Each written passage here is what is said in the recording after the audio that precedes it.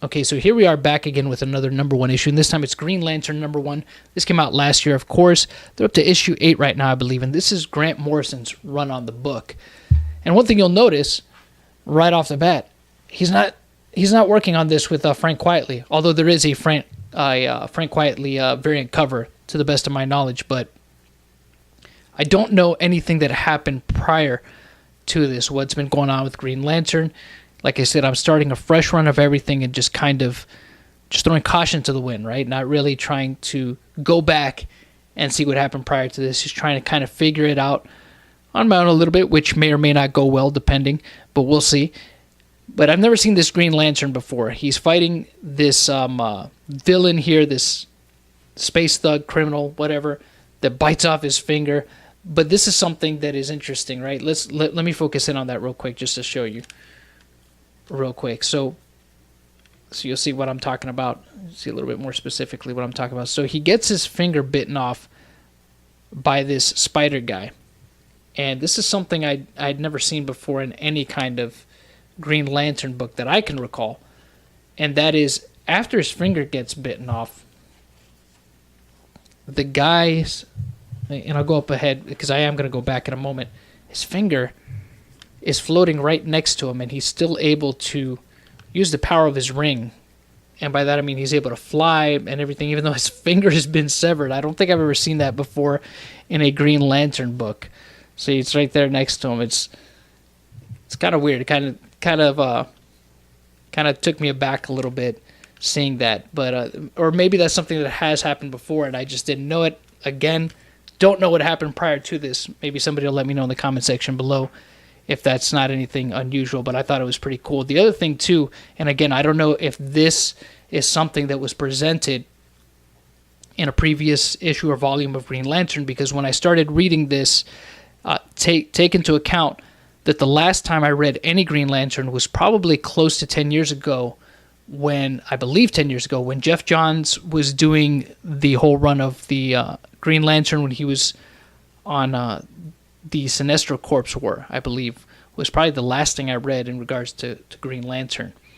But this apparently is also Green Lantern, this virus, which I guess resides inside this guy. It's all weird stuff. And again, like I said, maybe this is stuff that was introduced prior to, but it's all new to me.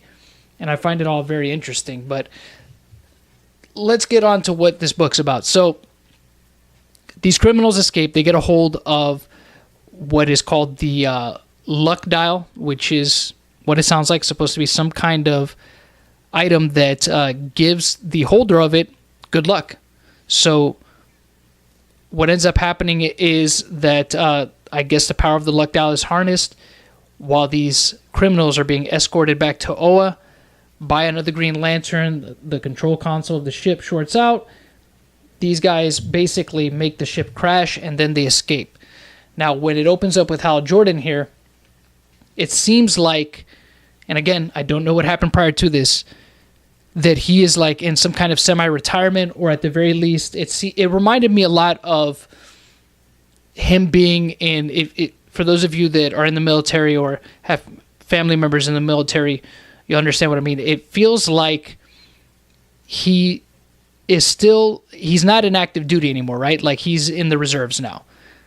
He's still a Green Lantern, but he's not really doing anything. It seems like he's in this kind of semi-retirement phase, from what it seems like, where he's just kind of just chilling, looking at the stars. He lives with this woman who I have no idea who she is apparently making love to her out in the desert, goes out, eats his sandwich, and is then jumped by a bunch of aliens who he's able to recognize that they're aliens just from how they talk, and he's able to put it all together, right? They're all aliens. He realizes that a ship has crashed with a fellow Green Lantern and is like, what happened? The guy tells him, hey, look, this is what happened. They got this, and they're out and about. You have to go get them back because I can't. I'm incapacitated here. And Hal's like, well, hey, I got my ring, but I don't have my battery. I can't charge this sucker. So the guy's like, well, take mine. There it is. So he does this thing, says the Green Lantern's oath, gets his ring charged back up, and he's back in action. And he takes care of, he handled these guys. Come on, it's Hal Jordan. You knew this was going to happen. So, handles these guys, tells them that the luck dial they had was fake, that they actually were just real lucky. Just, it had nothing to do with the luck dial because it was a phony. So he goes back to Oa, and he's, the one of the Guardians tells him, yo, you're back in the game, and this is what I need you to do. Because apparently the Book of Oa has been altered in some way. And he's like, yo, there's a traitor, and we need to sniff out who he is, and we need to do it fast. Because if not, some stuff's about to go down. Because apparently it's a big deal that this has been changed. So this is like, I guess they're kind of Bible, if you want to equate it to something. But what I really liked about this whole book, I like stories that really emphasize on things with the character that have to do with their potential not being used to its fullest, that's the impression you kind of get from what's going on with Hal. He's kind of in this space where he's just like, there's more that he wants. There's more that he wants to do, and he feels like he's going to waste a little bit, right? Because he knows what he's good at, and initially he's feeling like he's not able to do that. And so he's glad to kind of get back into the game, because it feels like he's just kind of, like I said, in this semi-retirement, which I could be completely misreading the situation. It could be something else all entirely. It kind of sounds like he might have done something to put himself in this position, like where he was told to kind of take this semi-retirement and his battery was taken away. Maybe he did something, or maybe he got put out on timeout. Maybe he was serving some kind of suspension within the Green Lantern Corps, but it's obvious that he's a guy that needs to be doing something. He's like, I need to be doing something. I need to be out there doing something. And he's feeling like he's wasted potential. He's kind of antsy. And it's interesting to see this because my father was in the military for well over 40 years.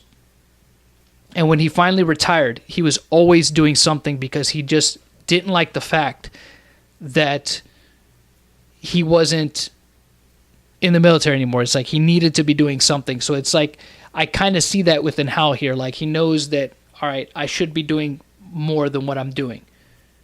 I just need to get that back. And he does kind of get that back by the end of this issue. And I can't show the whole thing for obvious reasons, for the copyright, as I've said before in previous videos. But it looks like Hal is back.